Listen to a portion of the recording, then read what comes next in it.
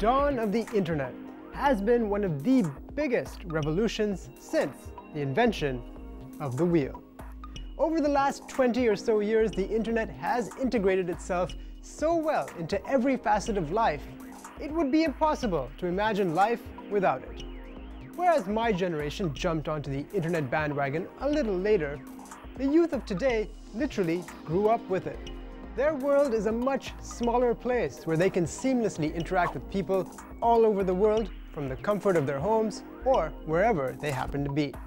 And they have greater freedom of expression than anyone ever before, whether they're video conferencing on Skype, posting a link on their Facebook wall, or updating their blogs or playing Grand Theft Auto with someone on the other side of the globe. The youth views the internet as a part of life.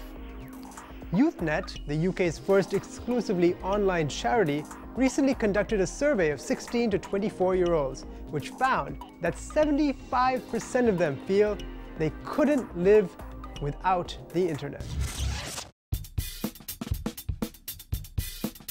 One of the points mentioned in the survey was that the internet, due to its nameless, faceless nature, has become the solution to life's problems for these youths. They feel no need to talk to a person face-to-face about their problems, and instead turn to the unlimited supply of advice and knowledge available online. And now, with internet-enabled phones, they're always connected. Even in Pakistan, Blackberries and iPhones, which were initially associated with business people, have found themselves in the hands of the youth. Although only a small percentage of this age bracket actually owns one, they are using them. If you haven't got a computer, then you can use your phone to Google things.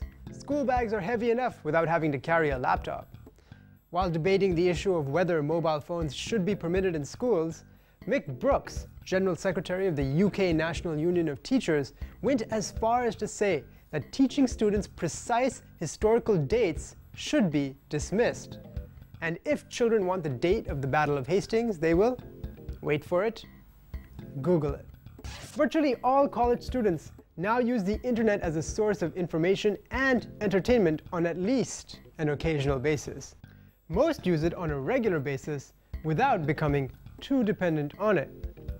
However, for some, involvement on the internet can begin to have serious negative mental and physical consequences. Once internet activity begins to interfere with normal life, this is known as Internet Addiction Disorder, or IAD. A growing digital age affliction which is increasingly prevalent in young people. This is essentially excessive usage of the internet to the detriment of one's physical, psychological, social, or vocational well-being. IAD was initially described as a disorder in 1995 as a satirical hoax. However, IAD now receives coverage in the press, and its classification as a psychological disorder is being debated and researched. Excessive internet use may revolve around chat rooms, pornography, database searches, blogging, gambling, gaming, shopping, or any other number of online activities. The youth are particularly susceptible to IAD. Like other compulsive activities, surfing the net distracts them from uncomfortable emotions and hence causes them to be dependent on it. Most adolescents are awkward, shy, or socially anxious and may prefer the relative comfort and anonymity of cyber relationships. They also have large blocks of unstructured time on their hands and hence are more susceptible to internet addiction than those whose free time is very structured or limited. For this reason alone, many school and college students are particularly at risk for developing IAD.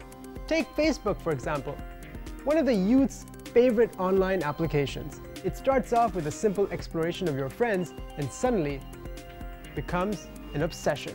You can start logging in 10 times a day to see if any of your friends have made updates to their profiles, changed their relationship status, or have posted new videos or articles. Suddenly, you're glued to your screen and the only thing on it is Facebook. So-called social networking sites like Facebook end up taking up the bulk of young people's free time, and rather than improving relationships, it isolates them even further. Asia is the biggest victim of IAD, with several countries, particularly Taiwan, South Korea, and China, reported as having the highest incidence of computer or internet addiction among young people. Up to 30% of South Koreans under 18, or 2.4 million people, are at risk of internet addiction, said Ah Dong-hyun, a child psychiatrist at Hanyang University in Seoul, who just completed a 3-year government-financed survey of the problem.